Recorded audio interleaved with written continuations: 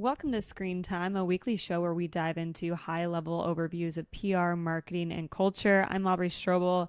I've been doing comms and PR for almost 10 years, and I'm also the co-founder of Halcyon. I'm Elena Nisonoff. I'm also the co-founder of Halcyon. What a coincidence. I've been running marketing and comms and operations in startup land for the better part of 5.5 years. Aubrey, we have a really full show today. We like to start off with a little something called a screen time check. What's your screen time? My current screen time is 4 hours and 50 minutes. I checked before I put my phone up to record. It's actually disgusting and egregious. Mom, please turn this off. My screen time is 8 hours and 50 minutes. That's some pro level numbers. Boo. Pro level. She's putting in that work. I've been in the trenches. Double me today. I usually have a higher, but I was productive. I know. On a Monday. A Monday sometimes goes lower for me, but usually on a weekend I'm hitting that. Just pour one out for me. This week's episode is pretty full. We're going to be running through some of the PR moves behind the biggest drivers of internet news this week. What are we talking? We're talking about what we call the Stewart Jobs paradigm. We're introducing it to you. The halo effect of artists covering other artists' songs. Not to mention the renaissance of film sequels and remakes. Taylor Swift might be releasing TS12 on the New Heights podcast. Huge if true. We'll see. All right, what are we talking about, Elena? Millennial favorite Outdoor Voices is going to be back on the streets with Ty Haney, former CEO's big storied return. It's been super controversial, and it's been pulling into the conversation something that we call the job steward effect, introducing it into the zeitgeist. And that is when a founder is called back by the powers that be to revive a company, usually from the brink of failure, bankruptcy, cash strapped. This was famously what happened with Steve Jobs. Apple was becoming a fading technology company back when Jobs, who had previously left the company, was called back to revive it. And Hard to believe. It was quite a turnaround. Can you imagine an Apple without Steve Jobs? I guess we can today, and we got Genmoji out of it. And the steward of it all really comes into play, where we saw with Martha Stewart that when an individual is so closely tied to a brand, you run the risk of the individual falling out of favor and the brand going down with it. And that's exactly what happened with Ty Haney. But to compare Steve Jobs going back to Apple to Ty Haney going back to Outdoor Voices is a bit of a reach. Steve would be upset. He's rolling in his grave as we speak. No, I don't know. I think he'd like athleisure for some reason. Feels like his vibe. I don't know. There's a little too much color clashing, but how does this work out? Do we think this shapes up nicely for her, or do you think it was a mistake? I think Ty is going to face some serious headwinds. Her biggest hurdle with this comeback not going to be the clothes. It's going to be her reputation. Ty Haney got taken down in 2020 after an expose in the now defunct, the now shuttered Refinery 29, took her down for mean girl culture, toxic workplace. Some employees called it, I think it was like the most horrific experience of my life. And I think surely that's cannot be true. Even if she was a bad boss, surely the bar has to be lower. Look, I don't know about this employee's life, but hey. So there was a lot of controversy around that. Ultimately, that led to her downfall. She was taken out as the CEO. The company was bought by private equity, as the story goes. But Outdoor Voices is going to face a few challenges. For one, Gen Z is now here. Back when Outdoor Voices was coming up, it was really like the millennials. It was more like Obama era. It was like crunchy. A safe space. It was a safe space. They were all about positive vibes. Gen Z has teeth, and they keep the receipts. Ty Haney coming back, she's going to have to battle this reputation as like toxic mean girl. I guess she must have hated crypto that bad that she wanted to go back to a non-existent brand. But that makes sense. I actually don't blame her for wanting to get out. I personally think that Outdoor Voices moment has passed. They are coming back post-pandemic. Pandemic actually was a golden era for athleisure. It was all like stretchy pants and sports bras. Post-pandemic, the space has consolidated a few key players, and they all have really distinct missions, really distinct visions. The Aloe Yoga, the Lululemons, the Vuoris. OV is coming back to unknown territory, and its motto, doing things, is not going to play with the culture. I think it's too millennial, a little derpy. I don't love the rebrand. I don't think it felt like anything, to be honest. If you're going to announce your former founder coming back and you have a new branding and all of that, it should look really different and say something and have this sort of new mission statement. It fell flat to me. It'll be delicate. You know, she has some controversy with this former article. She can turn it around. There's a lot of founders who've done it. I think it's going to be very hard to do so. It's better to start fresh, but will be interesting to watch it play out. Aubrey, I saw your TikTok recently. It was like a Ben Platt cover. What was that? For the theater kids who are listening, Ben Platt is a Tony Award winning singer, or actor. Tonys are for acting. Actor, singer. I don't know. It's hard to, well, Tonys are like plays. So yeah. It's Tony because he did Evan Hansen. Ben Platt has a Tony. And that's what's important here. So he recently covered Diet Pepsi, and it was this viral moment on the internet. If you don't know Diet Pepsi, explain. Then where have you been? It's Addison Rae, breakout pop star, former TikTok extraordinaire. She's really nailed the aesthetics of pop star cool. But Addison Rae isn't known as a singer. She's known for her aura, I would say. The one thing she has been able to do that no other TikToker has been able to do is make that jump in the public eye from a TikToker to a musician. She is now headlining for Elena Del Rey, not to confuse more situation. Yeah. She's headlining for her. She was at Glastonbury. She had this really smash hit, Diet Pepsi. It was recently covered by Ben Platt at the Las Culturistas Culture Awards, and which is an LGBTQIA friendly event. And you know, he turned a pop song into this orchestra. It was powerful. Like Tina. It was good. And his performance has exploded so much online. It's going mega viral. The original post has 465,000 likes, 3.3 million views on TikTok. One post alone. Addison's home. And yeah, back on her home turf. And basically people were demanding he release that cover onto Spotify. So what we want to talk about here is it good for another artist like Clarkson does covers on her cover you in such a magnificent way that people like and are now saying that they prefer the cover over the original. Yeah. I mean, I likened it to the way that I thought Mad World was written by Adam Lambert until I was like 16 or 17 because of his famous performance. Exactly. One of those things where someone says one day, oh, I didn't realize this was a cover. I personally think that Ben and Addison intersect in a small way in like a viral moment on TikTok, but their audiences are very different. Ben Platt is solidly in the musical theater world. Addison Rae is solidly known as this pop star princess of cool.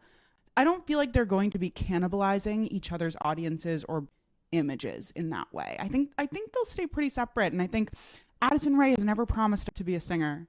Ben Platt is. Yeah, he knew he was going to eat that up. And so performance has amplified Addison Rae's original song, boosted its life charts to number 54 on the Billboard 100. So it's kind of affirmed that it is a great song, more traditionalist, Nepo Baby covering you. We just thought it was a cool song, but now it's a melody. When that original song came out, I was playing it all day. And I think she's great. You don't need to be a huge vocalist to have a hit. You know.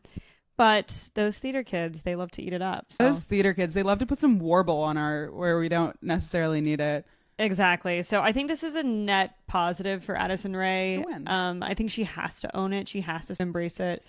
Otherwise, it doesn't look good. But, it must be tough, too, because you do not want the cover to be the more popular song. You know what it reminds me of? It reminds me of like I think it was 2020 moment where Lil Nas X and Billy Ray Cyrus like collaborated on Old Town Road. I think they should come together and do like a Diet Pepsi, like a reboot. That's a good PR. Yeah, pull it together. Halcyon approved. Halcyon stamp. Should we do that? Yeah. Stamp. We stamp that. Yeah. Intern, can you put the effect on?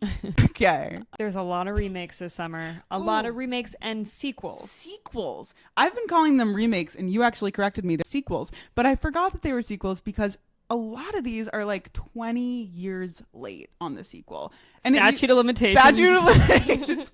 It should be 15 years max. After that, it's a remake. It's something else entirely. It's fresh IP. But what are we getting? We're getting Freakier Friday. We're getting Clueless reboot. We got Happier Gilmore.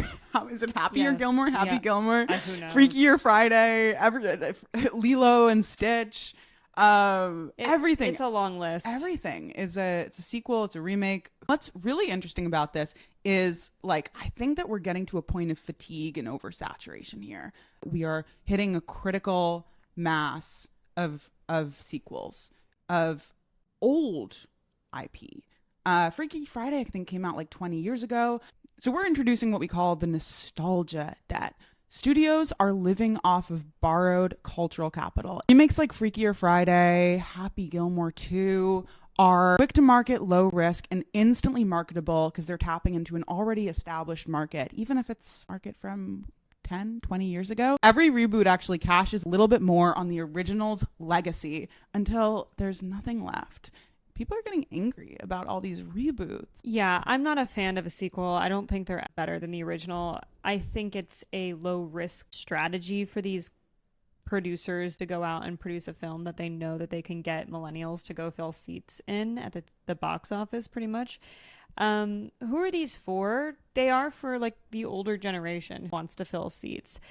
Do want to watch our favorite people like Tom Cruise do when he's like getting kind of old? Do these actors kind of lose cachet? Cultural capital. It's tough. Yeah, it's waning. It's really tough. You know, like, don't think anyone ages out. I mean, Meryl Streep, I'll watch anything Meryl Streep does. But there's a limit, right? There's a limit on, you know, people doing stunts, for example, and, you know, plots that can really carry an audience. And it's something interesting to be said.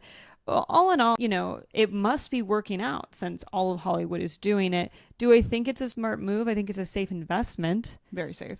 But I think we could be putting out better blockbusters. I'd love to see new blockbusters coming to the market. It is that nostalgia debt. Well, it reminds me actually of like Google's VO3, right? That's what it's called, VO3. You can actually you can make content yourself. You can make video content. I'm wondering if we'll get this sort of like nostalgic urge, this urge to recreate and build on movies. You'll see these sorts of sequels and fanfics almost being created with AI. I could totally see that, and it's kind of choose your own journey for how you want this to go. The only thing that misses there is that we can't share in the same public discourse about a movie and how it went, and so there's sort of that one source of truth. But you know, I've never liked a sequel. Godfather 2. Sometimes I've liked a remake. Yeah. I mean, Freaky Friday is a remake of a 1976 Freaky Friday. And now we're getting a sequel. So I think maybe we'll just get into a cycle. To every single thing they could abstract. It's like a remake of the remake of the remake of the remake. When will it end? It's like Russian dolls. Throw a remake out there or a sequel out there. Have a built-in audience. And we're going to be talking about it. And even if the Gen Zs, if the youngins don't know what this movie is, chatter about it is going to get some people in seats. So I think it pays off. Yeah, I think it pays off. I don't think it totally lessens the brand. I've seen every still from Devil Wears Prada on my X feed, though. A lot of the mystery's gone because they try to build up hype, and I just like the old days. You went to the movie theater and you really didn't know what you were getting yourself into, and that was sort of the thrill of an investment of 3 hours and you know, $7 I think at the time. It was exciting to do. Lost the like a little bit of the magic, the lore. We come to this place for magic, said Nicole Kidman. I will say I went to F1 recently in theaters, and it was hours long, and it really was just an ad play. It was a ton of logos, a ton of advertising. It's $40 million in ad revenue off of the logos on the race cars alone. So anyways, everything is business. Everything is business out here. The old product placement, the Pepsi commercials. Yeah. and Pepsi would be like, you know, it was an ET. That was the big one. Ooh, I didn't know that. Yeah. All roads lead to Taylor Swift in this house. You're actually in the house of a Swiftie. It is Reputation. She is the PR master. Tree Payne, the PR master of Taylor Swift, the PR extraordinaire. It's both of them. She did Reputation. Tree just protects that reputation. That's true. You know? So Taylor Swift, living legend, the GOAT, is set to be putting out an album on Wednesday.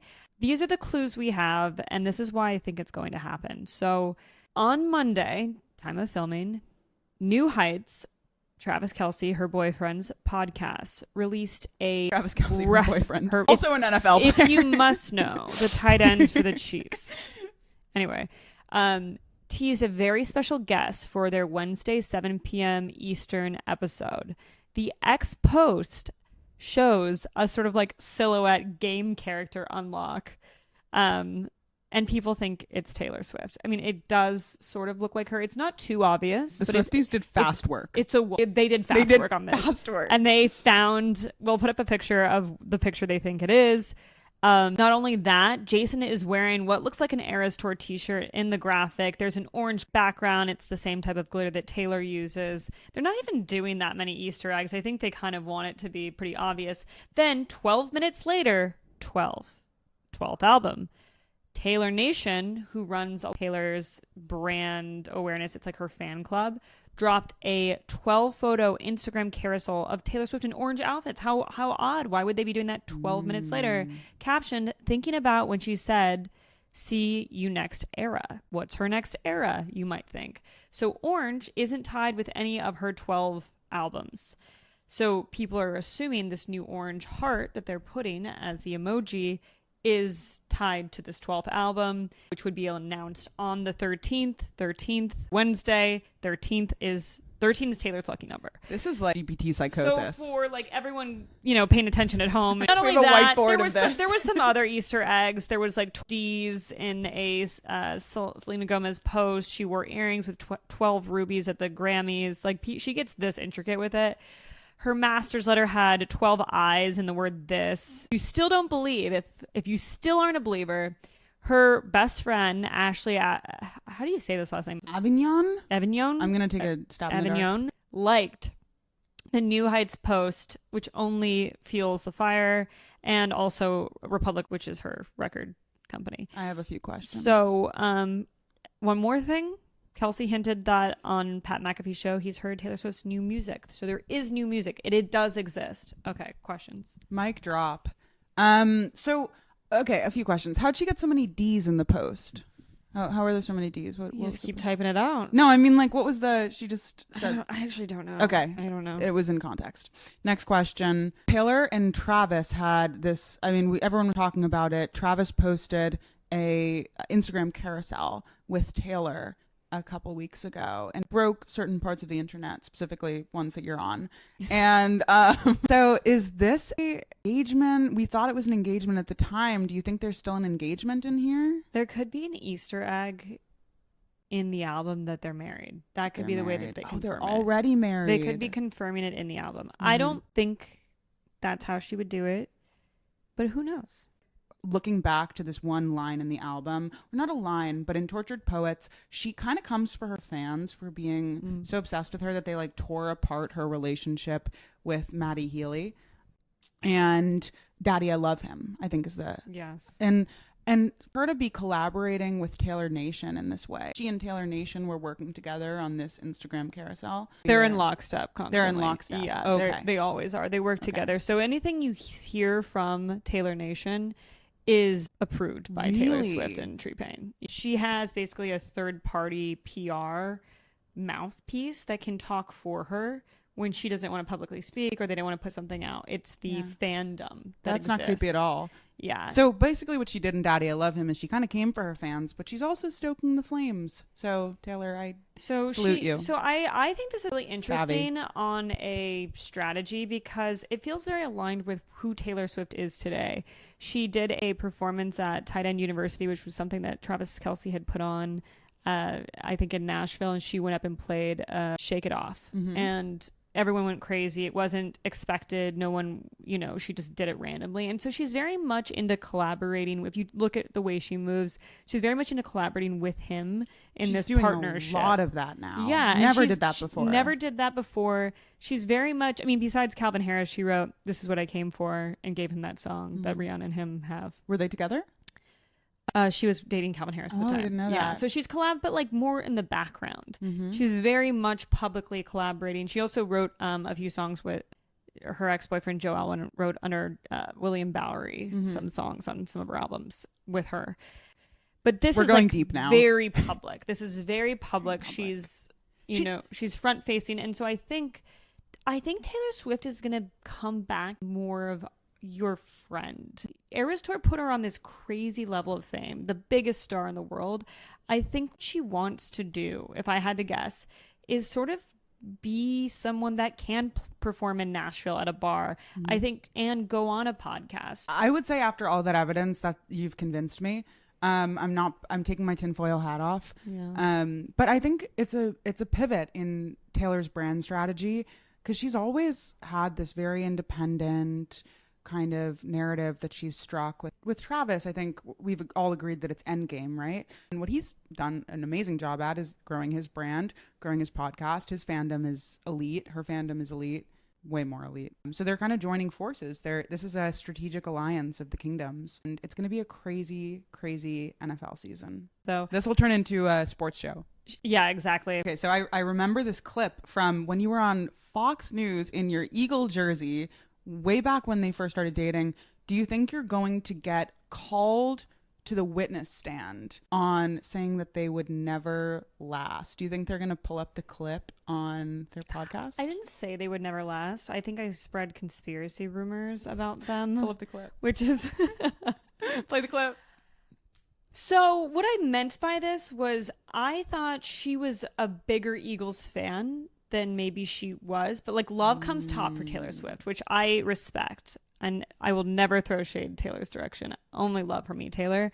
I didn't know it was like the first game of the season, and she showed up and she was at the top of her career. People were losing their minds, so I did think she was doing like a little bit of like a sabotage thing, so that the Eagles, because the Chiefs did beat the Eagles previously in the Super Bowl, so there's been a lot of contention between the teams, and she's an Eagles fan. Could have changed strategies. You never know. Set your alarms for New Heights Wednesday at 7 p.m. Eastern to give them a free ad read. Right. They don't need it from us, from our first episode. Thank you for spending your screen time with us. We'll be back for more deep dives on PR on the internet. Have a great week.